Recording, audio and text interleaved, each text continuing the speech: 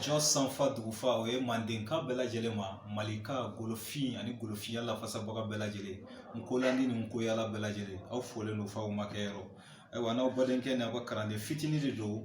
nko kalanden n'o ye Simplice Kabore min bɛ Bamakɔ sigi la ayiwa salatigi berew an bɛ Lɔnni Bulo Jiakan de kan n'o ye Lɔnni Bulo TV ye n'Ala sɔnna ma an bɛ ɲagaɲagaba dɔ de ɲɛfɔli la ka bɛn musow ka tasiri donba ma ayiwa an ye kumadan dɔ ɲɛfɔ jajulu tɛmɛlenw na n'o ye video tɛmɛlenw ye an bɛna kuntugu kɛ bi ni damari ka jɛ ye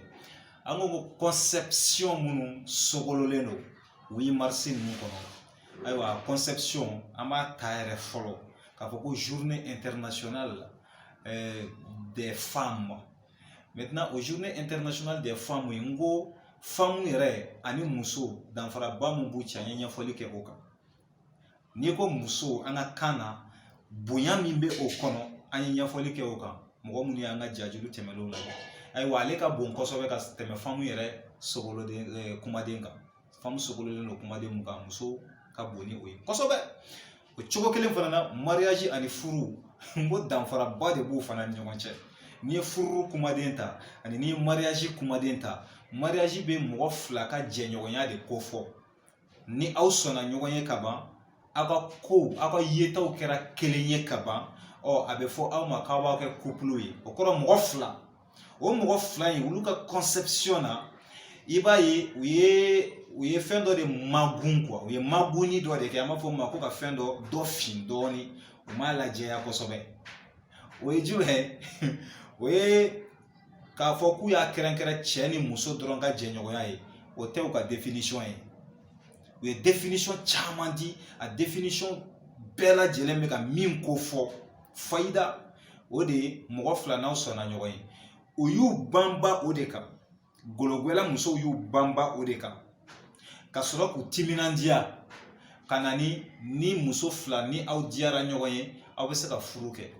gologwɛlɛ dugu caman bɛ yen nɔ an b'a fɔ o ma ko jamana caman baden ye a signé u y'a kalan nɔ ya kɔrɔ k'a signé sariya ɲɛkɔrɔ musoba ŋana fila olu bɛ se ka taga u jɔ sariya ɲɛkɔrɔ hɔrɔnw ɲɛkɔrɔ k'a fɔ k'olu ka di ɲɔgɔn ye o la k'olu ye furumaw ye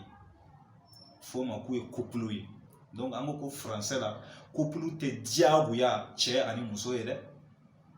bon o bɛ bɛn olu ka mariage kɔnɔ bon olu de fana faralen bɛ femmes kan ka revendication kɛ o kɔrɔ k'u ka droit k'u ka hakɛw ɲini o miiriya bɛ mɔgɔ minnu na mɔgɔ minnu ka b'u fitinin u lamɔna kankeya dɔ de kan o kɔrɔ système dɔ de kan o système in c'est un système marginaliste et marginal o kɔrɔ den kɛrɛfɛlaka de don n'i y'a minɛ a b'i la den kɛrɛfɛ a tɛ se k'i kɛ mɔgɔba ye fiyewu ayiwa olu de nalen filɛ nin ye ka na o ko in k'a kɛ ɲagaɲagaba ye ka sɔrɔ k'a fɔ ko an bamuso k'olu ka fara u kan ko k'o ɲagaɲaga in kɛ nka gologɛlɛ musow tɔgɔ la ayiwa o kosɔn a programme fanba fayida i b'a fɔ a bɛ sogolo olu de bara n'o y'u ka ɲɛwalaw ye a bɛ sogolo olu de bara donc u b'a fɔ an kan ka nin de kɛ ka ɲɛsin femmes ma ɲina san kɔnɔ an kan ka nin de kɛ u ka kan ni karan ye u ka kan ni lamɔ ye wa mɔgɔ man ka violence ta ka u sɛgɛrɛ kuma camanba de tontonnen don nka an bɛna ta kelen kelen k'a ɲɛfɔ an balakaw ye ka d'a kan u kɛlen bɛ ka fɛn dɔ de bila olu ɲɛ la ka kumayɛlɛma sugu dɔ k'o ta k'a fɔ ko u ka waso ni o kumayɛlɛma kow kɛli ye u fa jamana kan an ko tiɲɛ yɛrɛ yɛrɛ la an bamusow lamɔna kankeya min kan an ka jɛ kɔnɔ jɔyɔrɔ min b'u la responsabilité min bɛ u bolo n'u ma farati ni mɔgɔ ninnu ka kow kɛli la ka bɛn mɔgɔ ninnu miiriyaw ma dɔrɔn u bɛ kɛ maaniw de ye an ka jɛ kɔnɔ an ka société kɔnɔ n'o kɛra an ka société bɛ wurukutu de kɔrɔ an ka société bɛ déstabiliser walima a bɛ déséquilibrer de an dun ko an baw de don o kɔrɔ k'an ka mɔgɔya ju tayɔrɔ an tɛ se ka foyi kɛ ni olu de m'an bilasira kabi an ma kɛnɛmala sɔrɔ fɔlɔ olu de bɛ jɔ anw na kalo caman o kɔfɛ ka sɔrɔ ka joli bɔ ni anw bɛ na n'anw nana fana u bɛ an lamɔ de ka se fo san hakɛ dɔ ma kɔfɛ de lamɔ tɔw bɛ sɔrɔ k'o dafa ayiwa o mɔgɔba ninnu olu ye mɔgɔw de ye minnu ye sakerew ye o kɔrɔ mɔgɔ ɲamantɔw de don tu mankan ka k'u la o kosɔn walasa u ka ko ka fangaba sɔrɔ société kɔnɔ an bɛnbaw ye fɛn fɔlɔ min ta k'u bonya n'a ye o de ye furu ye nka ni mɔgɔw ninnu de ko furu o ma ko mariage an ko furu miiriya ni mariage miiriya kelen tɛ an bɔra furu ye di ɲɔgɔnma bolo tigɛbali de cɛ ani muso cɛ aw fila sabula du fila bɛ kɛ furu ɲɔgɔnw ye u bɛ mɔgɔya fana juru banbaw ni ɲɔgɔn cɛ aw fila sabula kabila fila bɛ kɛ furu ɲɔgɔnw ye aw fila sabula dugu fila bɛ kɛ furu ɲɔgɔnw ye nin de ye furu ye an fɛ furu ye corroboration de anw bara o ye dɔgɔlɛyali de o kɔrɔ k'a bolo di ɲɔgɔn ma aw ka mɔgɔya juru banbaw ni ɲɔgɔn cɛ furu fo ka taa se aw dɔla kelen fatuli ma nka ninnu bara mariage ye mun ye dakurunya dan dɔ la o ye couple ka jɛɲɔgɔnya tubabukan dun na couple tɛ diyagoya ye cɛ ni muso ye dɛ couple bɛ se ka kɛ cɛ ni cɛ ye couple bɛ se ka kɛ muso ni muso ye i n'a fɔ couple bɛ se ka kɛ cɛ ni muso ye nka o ko a bɛɛ lajɛlen ka mariage dagalen don o kosɔn homosexuels ka mariage dagalen don olu bara Europe n'o ye gologɔla dugu caman olu y'a kalan n'o ye a kɔrɔ k'a signé fadenw ɲɛkɔrɔ hɔrɔnw ɲɛkɔrɔ danbetigiw ɲɛkɔrɔ sariya ɲɛkɔrɔ i bɛ musoba kɔrɔ fila ye ka taga u jɔ diɲɛ bɛɛ ɲɛ ɲɛna k'a fɔ ko anw nege bɛ ɲɔgɔn na anw ka di ɲɔgɔn ye wa an bɛ fɛ an ka kɛ furumaw ye walasa i kun ka sɔn nin miiriya ma f'i kun ka kɛ bagannamɔgɔ de ye o baganya kabi u bɛnbaw tile u y'a kolokolo kabi lutu ka wagati la u y'a daminɛ ni cɛ ni cɛw ka ko ye u ka jɛɲɔgɔnya ye o kɔfɛ muso ni musow fana ka jɛɲɔgɔnya ko u kun b'a kɛ nin cogo de la ala ye cili de kɛ olu mɔgɔw ma ni lutu ye n'o ye nabila ye lutu ye dakurunya dan dɔ an bolo b'an kɔ karamɔgɔw ye ayiwa o lutu tagalen ka taa ci ɲɛfɔ u ɲɛna n'u banna lutu ka kumakanw ma u sɔrɔla ka firintaw sisan halaki sɔrɔla ka u ka kɛnɛ in sɔrɔ olu de ye babilɔnɛw ye a bɛ f'olu ma ko babilɔnɛw babilɔnkaw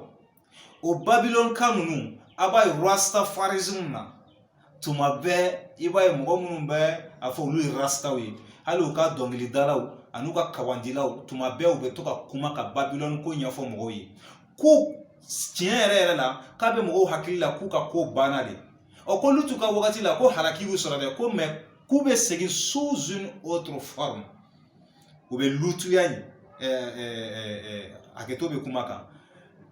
lutu nɔfɛ tuguɲɔgɔnyali o de ye lutuya ye o ye sira ɲuman de nka o kɛlen bɛ ka a sɛbɛnfɛnw na sisan k'a fɔ ko lutuya k'o kɔrɔ de ko cɛ ni cɛ walima muso ni muso ka kɛ ɲɔgɔn fɛ awuzubila olu tɛ tiɲɛ ye lutu nɔfɛ tuguɲɔgɔnyali de ye lutuya ye o kɔrɔ ka lutu ka sira makara nka lutu dun cira ni mɔgɔ ninnu de ma walasa u ka batara ko kɛli dabila ka d'a kan a diɲɛ silasa sabu belebele dɔ de don ni musow dama kɛra ɲɔgɔn fɛ ka ɲɔgɔn kanu ni cɛw dama kɛra ɲɔgɔn fɛ ka ɲɔgɔn kanu fo ka se furu ma o b'a yira k'a fɔ ko an tɛna n'an jigida génération future kan adamadenya labuguni an tɛna n'an jigida o kan nalomaya dan de don nka o yera olu de bara o kosɔn u yɛrɛ denw dɔw ye sɛbɛnni sugu dɔw kɛ u yɛrɛ kan ko tiɲɛ yɛrɛ la ko walasa i ka sɔnni ma ko i mɔgɔtɔ ko f'i ka kɛ baganden de o bagandenya miiriya o de talen bɛ ka na tuguni sariya tɔgɔ la n'a bɛ fɔ o ma ko mariage homosexuel a nin bɛɛ de bɛ 8 mars fana revendication kɔrɔ k'a fɔ k'u bɛna ka na yɛrɛ la pakisa tan u kekuyara u y'a ye k'a fɔ o tɛ marché danbetigiw bara nka u b'a fɔri u b'a don sariyaw kɔnɔ dɔɔni arsenal juridique dɛ u b'a don jamanaw ka arsenal juridique kɔnɔ dɔɔni kafa fitinin ni kafa kunbabaw dɔɔni n'a miiriya ye fanga sɔrɔ denmisɛnnin na ka fɛn o fɛn tile la olu de bɛ kɔrɔbaya n'a ye wa o jamana bɛ kɛ u ɲɔgɔnna ye o don n'o kɛra a b'aw sigi ka ala ka halaki wɛrɛ ma kɔnɔ i n'a fɔ halaki ma lutu cira mɔgɔ minnu ma babilɔnɛw ma halaki m'u to cogo min aw fana b'aw sigi k'o kɔnɔ an ka kodɔn de ye an bila ka tugu nin bagannamɔgɔ ninnu kɔni nin waleya nin kan mariage tɔgɔ la ayiwa sisan o kosɔn u ye mariage concept min kɛlen bɛ ka mariage yɛrɛ sogo la a bɛ taa sigiyɔrɔma dan dɔ la an b'a daminɛ ni monogami ye monogami u bɛ ɲɛfɔli k'o kan u bɛ ɲɛfɔli kɛ polygami kan u bɛ ɲɛfɔli kɛ polygynie kan u bɛ ɲɛfɔli kɛ polyandrie kan nin bɛɛ sɛbɛnlen bɛ u yɛrɛ ka dictionnaire de kɔnɔ dɛ u ka dictionnaire kɔnɔ u yɛrɛ y'u si u ka mɔgɔya u y'a ye cogo min adamadenya kan ka kɛ tan de wa anw ka kan sɔnnen bɛ a ka labaara nin kurundu de kɔnɔ kɔrɔ nin sariya de kɔnɔ o académiciens de y'u sigi u ka dunbu sinfo olu de y'u sigi minnu b'u ka kankow kalama kosɛbɛ u ye miiriya u sɔnna miiriya min ye dɛ u y'o de sogolo k'o de bila u ka kɔrɔfɔlan kɔnɔ n'o ye dictionnaire kɔnɔna ye o la yɛlɛma cogo tɛ o la tant que n'i b'u ka système kɔnɔ u ka kankiya kɔnɔ u bɛ mun de fɔ monogamie kan n ko u kɛlen bɛ ka an bangebagaw bɛɛ ta piège la vidéo tɛmɛnen na n y'a fɔ u y'an fakɔrɔ bɛɛ minɛ u y'u bɛɛ piéger polygamie tɔgɔ la ka da kan an bɛ ka min kɛ polygamie ye u ka kan yɛrɛ sariya kɔnɔ polygamie tɛ o ye yɛrɛ k'a fɔ ko cɛ kɛlen i ka muso ta ka se 4 ma o to olu ye min sɛbɛn ye dɛ a bɛ tubabukan de la n'an dun ma si ye mairie la an b'a fɔ de ko je suis polygame o la j'opte pour la polygamie a tɛ ka fɔ an ka kan na f'a bɛ ka fɔ olu ka kan na n'i y'a fɔ ka kan na u ka kan y'a sogolo ni sariya min ye an bɛ k'o sariya de ɲɛfɔ dakurunya dan dɔ ayiwa sisan monogamie ou ko la monogamie c'est l'état de mariage où l'homme n'a qu'une seule femme ni de monogamie définition ye ayiwa o kɔrɔ de ye mun ye an ka kan na ko monogamie tɛ dɔwɛrɛ ye dɛ ko o ye waleya de furu kɔnɔ ma ni cɛ a bɛ da muso kelen pe ma ayiwa polygamie ye jumɛn de ye u b'a fɔ ko c'est la relation conjugale où une personne est mariée à plusieurs autres à la fois. Une définition. C'est la relation conjugale où une personne est mariée à plusieurs autres à la fois. Aux plusieurs autres à la fois, qu'est-ce que ça veut dire? Il y a magoni do fana ke u ye fɛn dɔ ma fin ko ma lajɛya ko gwenkuru ɲɔgɔnya filabagayane n'o ye mɔgɔ fila k'aw kɛ ɲɔgɔn fɛ sariya ɲɛkɔrɔ n'o bɛ fɔ a ma ko aw furula olu ka kan na n'o b'a fɔ a ma k'aw mariera n'aw ye couple ye donc maintenant ko polygamie tɛ dɔwɛrɛ ye ko k'i to o jɛɲɔgɔnya in kɔnɔ ko mɔgɔ dɔ bɛ se ka i to o jɛɲɔgɔnya in kɔnɔ ko ka furu mɔgɔ caman wɛrɛ ma ɲɔgɔn fɛ a y'aw ye kuma ta cogo min u m'a fɔ ko cɛ bɛ se k'i to jɛɲɔgɔnya kɔnɔ ko ka muso caman ta dɛ tubabukan de don il faut être très très attentif donc piège bɛ bɔ yan de u bɛ minnu ta don n'a nataw la k'a kɛ sariyaw ye ka sɔrɔ ka an meleke ne y'a ye o la ko polygamie la polygamie est la relation conjugale où une personne est mariée à plusieurs autres à la fois ko jɛɲɔgɔnya de don min kɔnɔ ma mɔgɔ dɔ bɛ se ka i to o jɛɲɔgɔnya in kɔnɔ c'est-à-dire o furu in kɔnɔ ka furu mɔgɔ caman wɛrɛ ma nka mɔgɔ jɔn ko don c'est indéfini a ma fililen de don cɛ wa muso wa tumakɛ o la a fɔra ko mɔgɔ dɔ o la da de yɛlɛlen bɛ ni cɛ ko k'ale ka hakɛ don o da yɛlɛlen bɛ cɛ ye ni muso ko k'ale ka hakɛ don o da yɛlɛlen bɛ muso ye nin ye polygamie de conception ye nka n'a sera jamanaw kɔnɔ jamanaw de b'a lajɛ a tiɲɛ na tubabukan kɔni kɔnɔ a kɔnɔ fɛrɛlen bɛ nin cogo in na nka an ka sariya dɔ ta sariya min bɛ da tɔw geren an ka da kelen pe yɛlɛ o da de yɛlɛlen bɛ an fɛ yan Mali la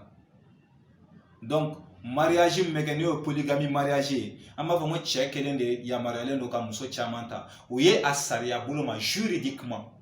nka kan yɛrɛ kɔnɔ kan sariya kɔnɔ tubabukan sariya kɔnɔ polygamie tɛ dɔrɔn ko cɛ dɔrɔn de bɛ muso i yɛlɛma muso caman cɛ dɛ kuma bɛ ɲa ye da yɛlɛlen bɛ muso fana ye i bɛ se k'i yɛrɛ yɛlɛma cɛ caman cɛ cogo min parce que a fɔra de ko une personne y'a ye est mariée une relation conjugale où une personne est mariée à plusieurs autres à la fois donc sisan n'i nana polygynie na o ye la relation conjugale où l'homme a plusieurs femmes à la fois aya ni de polygynie ye u bɛ ka min wele ko polygamie dɛ o de bɛ wele polygynie k'o ye lahalaya de cogoya de o ye mariage de ye mariage min kɔnɔ ni cɛ kelen de bɛ se k'i yɛlɛma muso caman cɛ nka o caya in fana o ma dan sigi o la dɛ